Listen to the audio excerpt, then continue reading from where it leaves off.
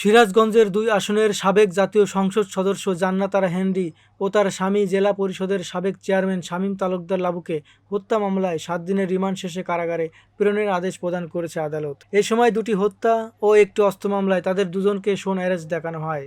মঙ্গলবার বিকেলে Sirajganj chief judicial আদালতে সদর আমলির ম্যাজিস্ট্রেট মোহাম্মদ রাসেল মাহমুদ এই আদেশ প্রদান করে। জেলা যুবদল নেতা সোহানুর রহমান রঞ্জু হত্যা মামলায় বাদীপক্ষের আইনজীবী অ্যাডভোকেট নাজমুল ইসলাম জানান, সোহানুর রহমান রঞ্জু হত্যা মামলার এজাহারভুক্ত আসামি জান্নাত আরা হেনরি ও তার স্বামী শামীম তালুকদার লাবুকে ৭ দিনের রিমান্ড শেষে আদালতে হাজির করা হয়েছিল। এ সময় বৈষম্য বিরোধী আন্দোলন চলাকালে ঘটা আব্দুল লতিফ ও সুমন হত্যা মামলায় তাদের দুজনকে শোন অ্যারেস্ট দেখানো হয়। রিমান্ডের আবেদন করতে পারেন এবং রিমান্ডের আবেদনের পরিপ্রেক্ষিতে এটা আদালতের শুনানি হবে। শুনানির পরিপ্রেক্ষিতে আদালত যদি মনে করেন যে তাকে রিমান্ডের দরকার, তাকে রিমান্ডের আদেশ দেবে। তো ওই পরিপ্রেক্ষিতে পরবর্তী কার্যক্রম 554 মামলা আছে, একটা অস্ত্র মামলা আছে 554/2024 এবং আজকে দুইটা সোনের দেখানো হত্যা মামলা, একটা হচ্ছে 529/2024 এবং 530/2024 মামলায় দুইটা অ্যারেস্ট দেখা রয়েছে এবং প্রতিটা মামলায় সে এজাহারভুক্ত আসামি।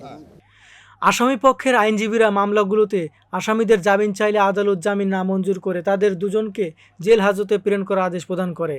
এর আগে 3টি হত্যা ও একটি অস্ত্র মামলার আসামি সাবেক সংসদ সদস্য জান্নাত আরা ও হেনরি ও তার স্বামী জেলা পরিষদের সাবেক চেয়ারম্যান শামীম তালুকদার লাবুকে মৌলভীবাজারের বর্ষসিরা থেকে 30 সেপ্টেম্বর গ্রেপ্তার করে র্যাব। 2রা অক্টোবর তাদের আদালতে হাজির করা হলে সোহানুর রহমান রঞ্জু হত্যা মামলায় তাদের 7 দিনের রিমান্ড প্রদান করে আদালত।